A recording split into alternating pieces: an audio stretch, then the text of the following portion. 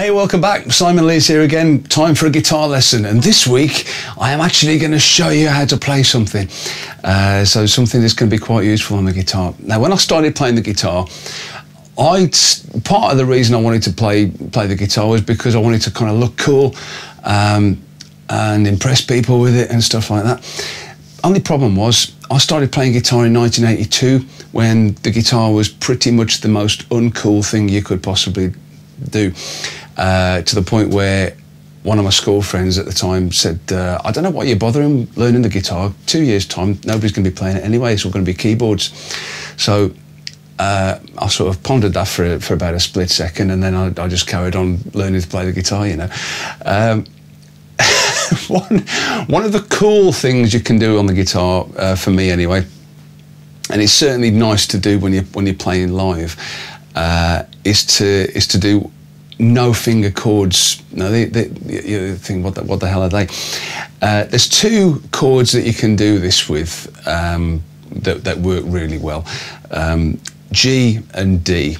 The G chord, I'm talking about open chords as well.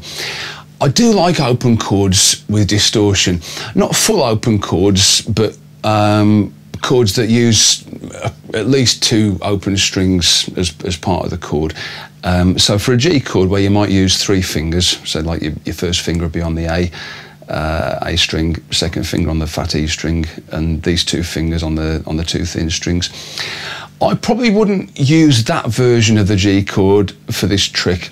All I tend to do is use my second finger where it normally goes on the fat E. The bottom of my second finger just covers up the A string, not pressing it down, but it just dampens it, so that if I do catch it, that harmonic will be drowned out by the rest of the chord. But at least it's not the open string. So and I want to do this exactly the same thing with my third finger. So this is a two-finger G chord, basically. My third finger is going to go on the B string, and the pad of my third finger is going to touch the thin E string, so that's going to keep that quiet. So when I strum the chords, strum the strings, I mean,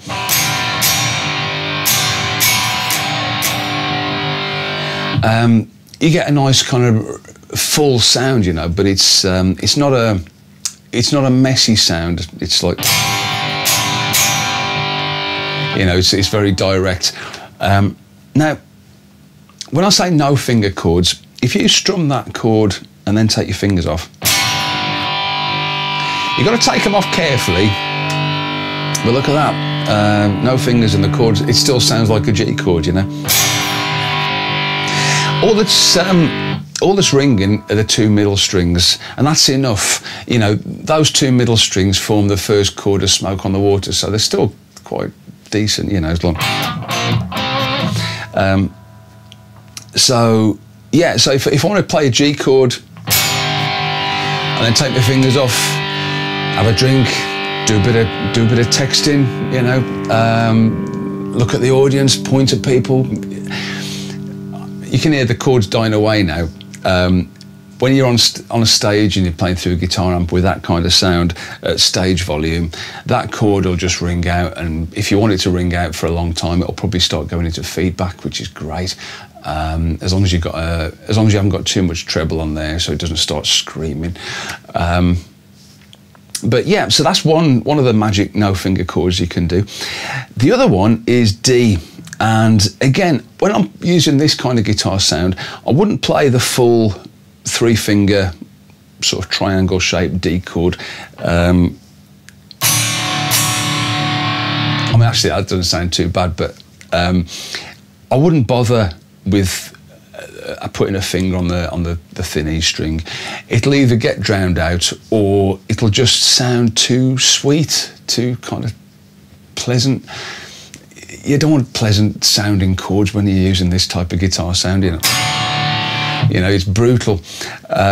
So again, if I strum that and then carefully kind of take my fingers off, I don't want the strings to kind of ping when I take my fingers off, so you've got to take them off kind of gently. And the chord still rings out. And what's that what notes are ringing out are the open A string and the open D string, so that they together they make a really nice growl. When you're learning to play chords, usually the lowest note of the chord it tends to be the same letter as the chord name, you know, so the lowest note in a D chord would be D. But for some reason, if you play a D chord including the open A string, it has a really nice kind of growl, which I love. I think it's a great sound, you know. It's sort of it's a deep sort of sound, you know. Now, one of the things you can do, depending on your guitar, I've got a Jackson with a through neck. It doesn't work so well on the Jackson, but on this guitar it's got a glued-in neck like a Gibson. You can actually make the neck flex. So I tend to, and all I'm doing, I'm using my strumming hand. I'm gripping the top of the guitar body, and I'm trying to make the neck flex sort of backwards and forwards. Not this way, that won't do anything. You've got to try and cause the neck to flex. So so in the absence of a Floyd Rose or some other kind of tremolo arm, you can still get a nice vibrato from the open strings by kind of shaking the neck. Again, I mean, if you let this go into feedback, it sounds awesome. You know, it's a really cool sound. Not really very nice for the neighbours if I crank it up to that sort of volume. So I'm not going to demonstrate just now. But and it's the same. You can do the same thing with the G chord. You know, you can sort of use that effect. The other cool thing about G chords and D chords is there are harmonics that are dead easy to sort of find on the guitar, which relate to those two chords. And for a G chord, if you play a 12th fret harmonic on the D and the G strings together, that's the same as a G chord. It's a G power chord. You know, it's just G and D. D is the 5th note in the G major scale. So if I sort of got 1, 2, 3, that's why you often see chords written in tab as D5 or A5 or G5. It basically refers to the G note plus the 5th note in the G major scale from that point. You know, same thing with D. D, if I play the D major scale up to the 5th note, A is the 5th note. So to make a D power chord, you need D and A, and that will often be written as D5. I'm digressing. The harmonics that relate to the D chord are on the 7th fret, but just on the middle 2 strings. So on those strings, I've got A on the D string and D on the G string. Now you can take this one step further. So you know, if I wanted to sort of play a G chord and then just kind of, instead of just letting it ring out, I'd then play a harmonic just to punctuate it, make it sort of sound a bit more exciting. I say when you make the neck kind of flex, when you do the harmonics, it sounds even better. Do the same thing with the D chord, you know. You know, it's a cool trick. But you can go one step further. If you play the middle strings on the 5th fret, just the D and the G strings, that's a G chord as well, because it's exactly the same notes as you played on the 12th fret, but it's just an octave higher. So you can. And with the D chord, you can do exactly the same idea. So if you the 7th fret, has got the 2 notes that you need for the D chord. But if you go exactly halfway between the 7th fret and the nut, there's another that you can get an octave higher.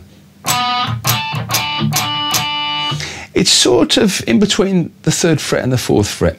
It's closer to the 3rd fret, you know, so if I had to put a figure on it, I'd say 3 1/3 or 3 2/5 or something like that.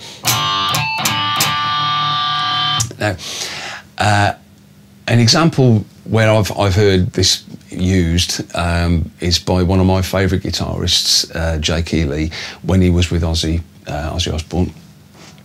And the song that Ozzy normally kind of opened with was a song called I Don't Know. And at the end of the riff, there was a G chord followed by a D chord. But rather than just playing the straight chords as Randy Rhoads did, Jake sort of spiced it up a bit by putting in these harmonics. So the riff would be kind of...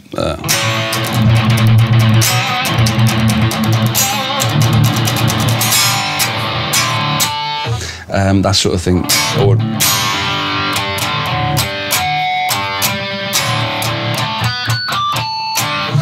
you haven't got long to kind of put this in. It's been a while since I played this actually, but I'll try and kind of, I'll do it a few times and you'll see what I mean as I play it.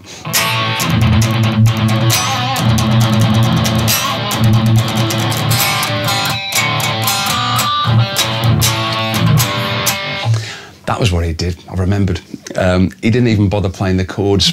He just went straight for the harmonics, that was it. So he'd do 12, 5, 7, 3 and a bit. So the basic riff would be kind of...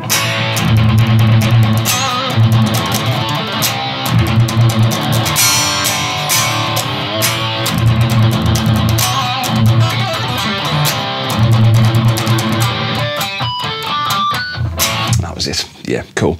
You get the gist. So G and D, if you've got any songs that you play that use G chords and D chords, firstly, you can strum them and just take your hand off. Or you can strum them, take your hand off, convert it to a harmonic or another harmonic. That's for the G chord or for the D chord.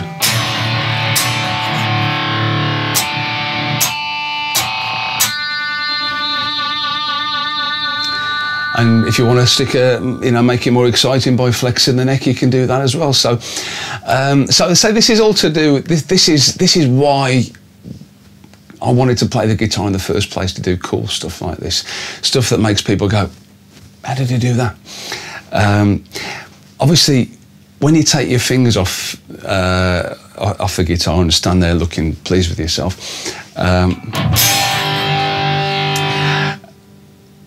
you do run the risk of people saying, "He's miming. He's not even touching the strings. He's miming." But those folks are kind of in the minority. You do get them, and it's quite amusing, to be honest. But but don't worry too much about that. Focus on what it looks like and how much fun it is, to be honest, because that's what it is all about at the end of the day. It's just different ways you can play stuff to make it more fun and a bit more interesting, and sort of make people go, "Ah, how's he doing that?" Especially if you're in a one guitar band as well. Say if you're in a three-piece where either you sing or the bass player sings, there's not enough instruments to make those kind of sounds, really. And so it's just another way of spicing things up a little bit, which is always good. So yeah, that's my top guitar tips for this week. I hope you enjoyed that, and tune in to the next one if you can. Cheers.